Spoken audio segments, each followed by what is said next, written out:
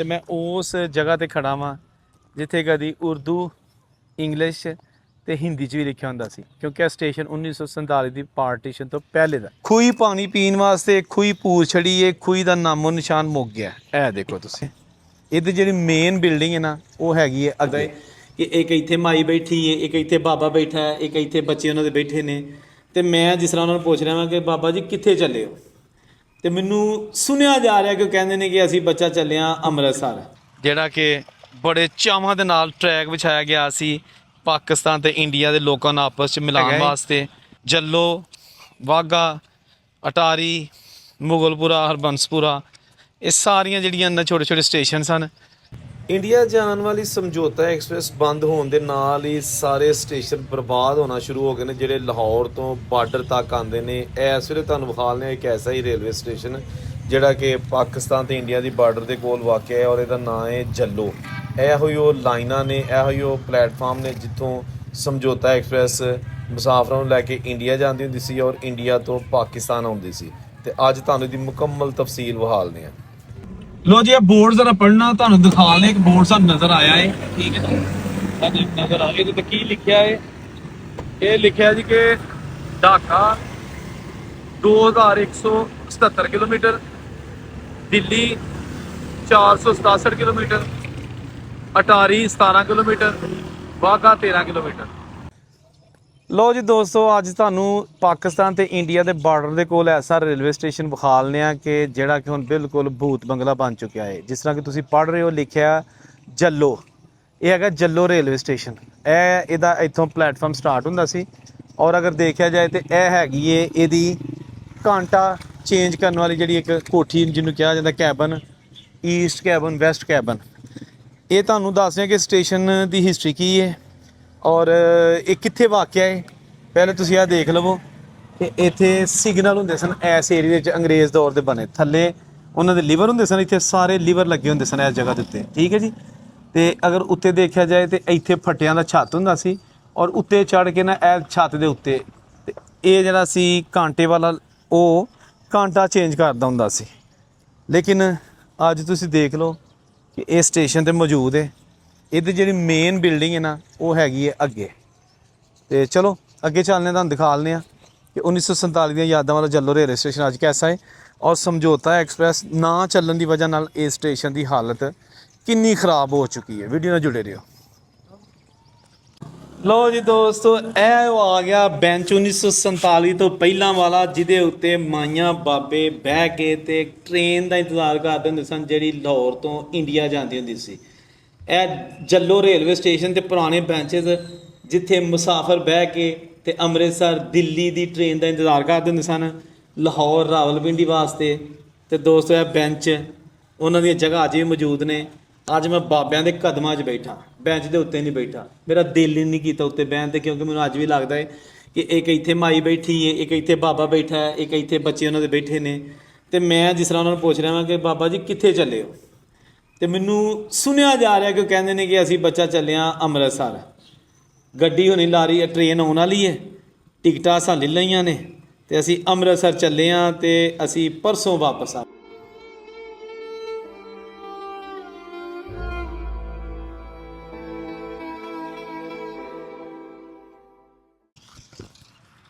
ਦੋਸਤੋ, ਦੇਖੋ ਤੁਸੀਂ, ਜਿਹੜਾ ਕਿ ਬੜੇ ਚਾਵਾਂ ਦੇ ਨਾਲ ਟਰੈਕ ਵਿਛਾਇਆ ਗਿਆ ਸੀ ਪਾਕਿਸਤਾਨ ਤੇ ਇੰਡੀਆ ਦੇ ਲੋਕਾਂ ਨੂੰ ਆਪਸ 'ਚ ਮਿਲਾਉਣ ਵਾਸਤੇ, ਅੱਜ ਬਿਲਕੁਲ ਬਰਬਾਦ ਹੋ ਗਿਆ ਏ, ਜ਼ੰਗ ਲੱਗਾ ਏ। ਔਰ ਇੱਥੇ ਤੁਸੀਂ ਅਗਰ ਬਿਲਕੁਲ ਸਾਹਮਣੇ ਦੇਖੋ ਤੇ ਉਹ ਆ ਜਾਂਦਾ ਪਲੇਟਫਾਰਮ, ਜਿੱਥੇ ਲਗੇਜ ਪਲੇਟਫਾਰਮ ਹੀ ਹੈਗਾ, ਯਾਨੀ ਤਜਾਰਤ ਹੁੰਦੀ ਸੀ, ਜਿਹੜੀ ਸਮਾਨ ਆਉਂਦਾ ਹੁੰਦਾ ਸੀ।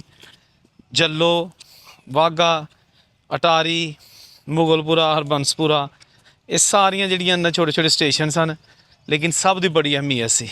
ਅੱਜ ਹੁਣ ਸਮਝੌਤਾ ਐਕਸਪ੍ਰੈਸ ਪਿਛਲੇ ਕੋਈ 7-8 ਸਾਲ ਤੋਂ ਨਹੀਂ ਚੱਲ ਰਹੀ, ਜਿਹਦੀ ਵਜ੍ਹਾ ਦੇ ਨਾਲ ਇਹ ਹੁਣ ਬਿਲਕੁਲ ਬਰਬਾਦ ਹੋ ਗਿਆ ਏ। ਇਹ ਸ਼ੈੱਡ ਜਿਹੜਾ ਤੁਸੀਂ ਦੇਖ ਰਹੇ ਹੋ, ਇਹ ਬੇਸਿਕਲੀ ਹੈਗਾ ਏ ਲਗੇਜ, ਯਾਨੀ ਕਿ ਗੋਦਾਮ ਰੇਲਵੇ ਦੇ ਮਾਲ ਗੱਡੀ ਤੇ ਜਿਹੜਾ ਸਮਾਨ ਆਉਂਦਾ ਹੁੰਦਾ ਸੀ। ਇਹ ਹੁਣ ਇੱਥੇ ਉੱਤੇ ਛੱਤ ਵੀ ਹੁੰਦੀ ਸੀ, ਛੱਤ ਖਤਮ ਹੋ ਗਈ ਹੈ। ਲੇਕਿਨ ਇਹ ਜਿੱਥੇ ਤੁਸੀਂ ਦੇਖ ਰਹੇ ਹੋ ਸਮਾਨ, ਬੋਰੀਆਂ, ਹਾਂਜੀ, ਉਹ ਚੀਜ਼ਾਂ ਇੱਥੇ ਮੌਜੂਦ ਸਨ। ਤੇ ਇਹ ਜਿਹੜਾ ਕਮਰਾ ਸਾਹਮਣੇ ਆ ਗਿਆ, ਇਹ ਇੱਥੇ ਬਾਊ ਬਹਿੰਦੇ ਹੁੰਦੇ ਸਨ ਕਲਰਕ, ਹਾਂਜੀ, ਜਿਹੜੇ ਕਿ ਬਿਲਟੀਆਂ ਛਡਾਉਣ ਲਈ ਲੋਕ ਆਉਂਦੇ ਸਨ, ਅਤੇ ਉਹ ਇੱਥੇ ਬੈਠੇ ਹੁੰਦੇ ਸਨ ਕਲਰਕ। ਅਤੇ ਇਸ ਸਾਈਡ ਤੱਕ ਜਿੱਥੇ ਦੇਖੋ, ਜਿੱਥੇ ਮੈਂ ਖੜਾ ਵਾਂ, ਇਹ ਉਹ ਜਗ੍ਹਾ ਨੇ ਜਿੱਥੇ ਮਾਲ ਗੱਡੀਆਂ ਖਲੋਂਦੀਆਂ ਹੁੰਦੀਆਂ ਸਨ। ਠੀਕ ਹੈ, ਇਹ ਦੇਖੋ, ਇਹ ਪੁਰਾਣੇ ਟਰੈਕ ਉਹੀ, ਇਹ ਵੀ ਪਲੈਟਫਾਰਮ ਹੈ, ਅਤੇ ਇਹ ਪਲੈਟਫਾਰਮ ਹੈਗਾ ਲਗੇਜ ਦਾ। ਇੱਥੇ ਮਾਲ ਗੱਡੀ ਦਾ ਐਂਡ ਹੈਗਾ ਏ, ਡੈਡ ਐਂਡ ਏ, ਔਰ ਇੱਥੋਂ ਫਿਰ ਇਹ ਸਾਹਮਣੇ ਜਿਹੜਾ ਨਾ ਪੈਸੇਂਜਰ ਪਲੈਟਫਾਰਮ ਸਟਾਰਟ ਹੋ ਜਾਂਦਾ। ਇਹ ਮਾਲ ਗੱਡੀ ਦਾ ਹਿੱਸਾ ਆ ਗਿਆ। ਇੱਥੋਂ ਸਟਾਰਟ ਹੁੰਦਾ ਏ ਪੈਸੇਂਜਰ ਦਾ ਪਲੈਟਫਾਰਮ। ਇਹ ਦੇਖੋ ਤੁਸੀਂ, ਇੱਥੋਂ ਨਾ ਰਿਹਾ ਕੋਈ ਪੈਸੇਂਜਰ, ਅਤੇ ਨਾ ਰਹੀ ਇੱਥੇ ਕੋਈ ਟ੍ਰੇਨ, ਅਤੇ ਸਭ ਕੁਝ ਹੋ ਰਿਹਾ ਤਬਾਹ। ਇਹ ਦੇਖੋ ਜ਼ਰਾ, ਇੱਥੇ ਇਹ ਜੱਲੋ ਰੇਲਵੇ ਸਟੇਸ਼ਨ ਹੈ, ਔਰ ਇੱਥੇ ਅਗਰ ਤੁਸੀਂ ਦੇਖੋ ਮੈਨੂੰ, ਅਤੇ ਮੈਂ ਉਸ ਜਗ੍ਹਾ 'ਤੇ ਖੜਾ ਵਾਂ ਜਿੱਥੇ ਕਦੀ ਉਰਦੂ, ਇੰਗਲਿਸ਼ ਅਤੇ ਹਿੰਦੀ 'ਚ ਵੀ ਲਿਖਿਆ ਹੁੰਦਾ ਸੀ, ਕਿਉਂਕਿ ਇਹ ਸਟੇਸ਼ਨ 1947 ਦੀ ਪਾਰਟੀਸ਼ਨ ਤੋਂ ਪਹਿਲੇ ਦਾ। ਠੀਕ ਹੈ ਜੀ, ਵਾਹਗਾ ਇੰਡੀਆ ਵਾਲੀ ਲਾਈਨ ਤੁਸੀਂ ਕਹਿ ਸਕਦੇ ਹੋ। ਇਹ ਜੱਲੋ, ਇਹਦੇ ਦੂਸਰੀ ਸਾਈਡ 'ਤੇ ਵੀ ਲਿਖਿਆ ਜੱਲੋ।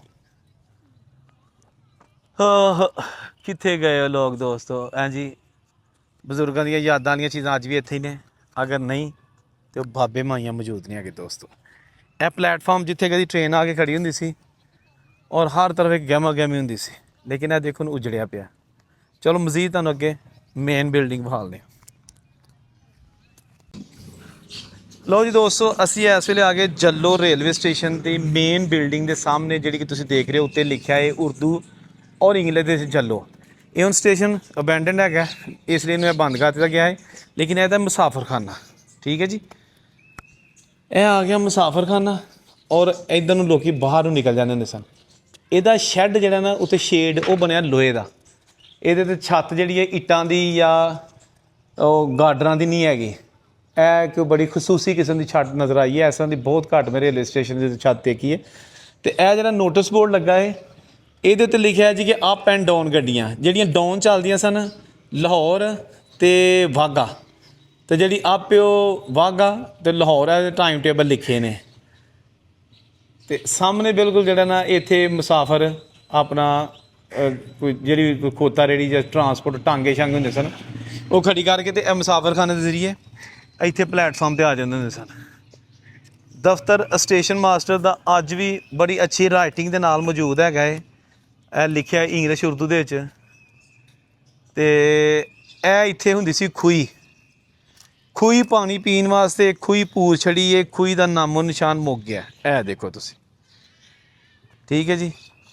ਅਤੇ ਅਗਰ ਤੁਸੀਂ ਦੇਖੋ ਇਸ ਸਾਈਡ 'ਤੇ, ਤਾਂ ਇਹ ਇੱਕ ਰੇਲਵੇ ਦਾ ਡੱਬਾ ਨੁਮਾ ਗੋਦਾਮ ਹੈਗਾ। ਬੇਸਿਕਲੀ ਬੜੇ ਰੇਲਵੇ ਸਟੇਸ਼ਨਾਂ 'ਤੇ ਇਸ ਤਰ੍ਹਾਂ ਦੇ, ਜਿਸ ਤਰ੍ਹਾਂ ਮਾਲ ਗੱਡੀ ਦਾ ਡੱਬਾ ਨਹੀਂ ਹੁੰਦਾ, ਉਸ ਸ਼ੇਪ ਦਾ ਬਣਿਆ, ਲੇਕਿਨ ਇਹ ਬੇਸਿਕਲੀ ਹੁੰਦਾ ਸੀ ਗੋਦਾਮ। ਠੀਕ ਹੈ ਨਾ, ਇਹਦੇ ਅੰਦਰ ਰੇਲਵੇ ਦਾ ਹੀ ਸਮਾਨ ਰੱਖਿਆ ਜਾਂਦਾ ਹੁੰਦਾ ਸੀ, ਪਾਰਸਲ ਵਗੈਰਾ ਜਾਂ ਚੀਜ਼ਾਂ, ਅਤੇ ਇਹਦੀ ਚਾਬੀ ਵੀ ਰੇਲਵੇ ਕੋਲ ਹੁੰਦੀ ਸੀ। ਉਹਨੇ ਬੰਦ ਹੈ, ਠੀਕ ਹੈ ਨਾ, ਤਾਲੇ ਲੱਗੇ ਨੇ, ਸੰਖੀਆਂ ਲੱਗੀਆਂ ਨੇ, ਠੀਕ ਹੈ ਨਾ। ਅਤੇ ਇਹਦੇ ਉੱਤੇ ਸ਼ਾਇਦ ਕੁਝ ਲਿਖਿਆ ਵੀ ਹੋਏ, ਲੇਕਿਨ ਨਜ਼ਰ ਨਹੀਂ ਆ ਰਿਹਾ। ਇਹ ਅਸੀਂ ਆ ਗਏ ਦੇ ਸਟੇਸ਼ਨ ਦੇ ਬਾਹਰ ਵਾਲੀ ਸਾਈਡ ਦੇ ਉੱਤੇ, ਠੀਕ ਹੈ ਨਾ। ਅਗਰ ਇਸ ਸਾਈਡ ਤੋਂ ਦੇਖਿਆ ਜਾਏ, ਤੇ ਇਹ ਆ ਗਿਆ ਜਨਾਬ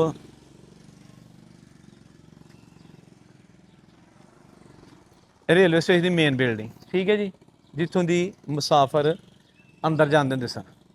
ਇੱਕ ਚੀਜ਼ ਤੁਹਾਨੂੰ ਦਿਖਾ ਦਿਆਂ ਕਿ ਤੁਸੀਂ ਆਪਣੇ ਬੈਕ ਸਾਈਡ 'ਤੇ ਦੇਖੋ, ਤੁਹਾਨੂੰ ਇਹ ਘਰ ਨਜ਼ਰ ਆ ਰਹੇ ਨੇ।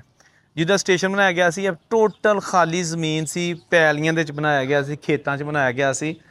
ਅਤੇ ਦੋਸਤ, ਇਹ ਉਹ ਜਗ੍ਹਾ ਜਦੋਂ ਇਸ ਤਰ੍ਹਾਂ ਮੁਸਾਫਰ ਇੱਥੇ ਅੰਦਰ ਆਉਂਦੇ ਹੁੰਦੇ ਸਨ। ਠੀਕ ਹੈ ਜੀ, ਇਹ ਪੁਰਾਣਾ ਬੈਂਚ 100% ਉਹੋ ਹੀ ਬੈਂਚ ਜਦੋਂ ਇਹ ਸਟੇਸ਼ਨ ਬਣਿਆ ਸੀ, ਪਤਾ ਚੱਲ ਜਾਂਦਾ ਦੇਖ ਕੇ।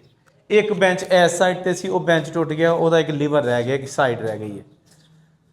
ਅਤੇ ਇਹ ਜਨਾਬ ਕੁੰਡੀਆਂ ਹੈ ਜੀ, ਇਹ ਸਟੇਸ਼ਨ ਬਰਬਾਦ ਹੋ ਗਿਆ। ਇਹ ਵੀ ਸਮਝੌਤਾ ਐਕਸਪ੍ਰੈਸ ਨਾ ਚੱਲਣ ਦੀ ਵਜ੍ਹਾ ਨਾਲ ਜਿੰਨੇ ਸਟੇਸ਼ਨ ਸਨ ਨਾ, ਅਟਾਰੀ ਤੋਂ ਪਹਿਲਾਂ ਲਾਹੌਰ ਵਾਲੀ ਸਾਈਡ 'ਤੇ, ਮੁਗਲਪੁਰਾ, ਹਰਬੰਸਪੁਰਾ, ਜੱਲੋ, ਵਾਹਗਾ, ਸਾਰੇ ਖਤਮ ਹੋ ਗਏ ਨੇ। ਯਾਨੀ ਖਤਮ ਤੋਂ ਮੁਰਾਦ ਹੈ ਕਿ ਬਰਬਾਦ ਹੋ ਗਏ ਨੇ।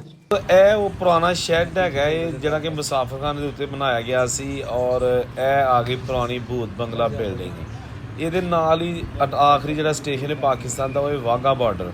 ਔਰ ਫਿਰ ਬਾਰਡਰ ਤੇ ਫਿਰ ਅੱਗੇ ਅਟਾਰੀ ਰੇਲਵੇ ਸਟੇਸ਼ਨ। ਤੇ 1947 ਦੀਆਂ ਯਾਦਾਂ ਵਾਲੀਆਂ ਵੀਡੀਓ ਬੜੀ ਮਿਹਨਤ ਨਾਲ ਤੁਹਾਡੇ ਲਈ ਬਣਾਈ ਦੀਆਂ ਨੇ। ਤੁਸੀਂ ਦੋਸਤਾਂ ਨਾਲ ਜ਼ਰੂਰ ਸ਼ੇਅਰ ਕਰਿਆ ਕਰੋ, ਬਾਬਿਆਂ ਨੂੰ ਵਿਖਾਇਆ ਕਰੋ ਕੋਲ ਬਹਿ ਕੇ, ਤੇ ਕਮੈਂਟ ਜ਼ਰੂਰ ਕਰਿਆ ਕਰੋ ਤਾਂ ਕਿ ਮੈਨੂੰ ਪਤਾ ਚੱਲ ਸਕੇ ਕਿ ਤੁਹਾਨੂੰ ਮੇਰੀ ਐਫਰਟ ਕੋਸ਼ਿਸ਼ ਜਿਹੜੀ ਵੀਡੀਓ ਬਣਾਉਣਾ ਵਾ ਕੈਸੀ ਲੱਗਦੀ ਹੈ। ਤੇ ਇਹ ਦੇਖ ਲਓ, ਇਹ ਜੱਲੋ ਪਿੰਡ ਹੁੰਦਾ ਸੀ ਔਰ ਹੁਣ ਇਹ ਸ਼ਹਿਰ ਦਾ ਹਿੱਸਾ ਤਕਰੀਬਨ ਬਣ ਚੁੱਕਿਆ ਹੈ। ਬਿਲਕੁਲ ਲਾਹੌਰ ਸ਼ਹਿਰ ਤੋਂ ਅਜਾੜ ਜਗ੍ਹਾ ਤੇ ਆ ਕੇ ਬਹੁਤ ਵੱਡਾ ਇਹ ਰੇਲਵੇ ਸਟੇਸ਼ਨ ਬਣਾਇਆ ਗਿਆ ਸੀ।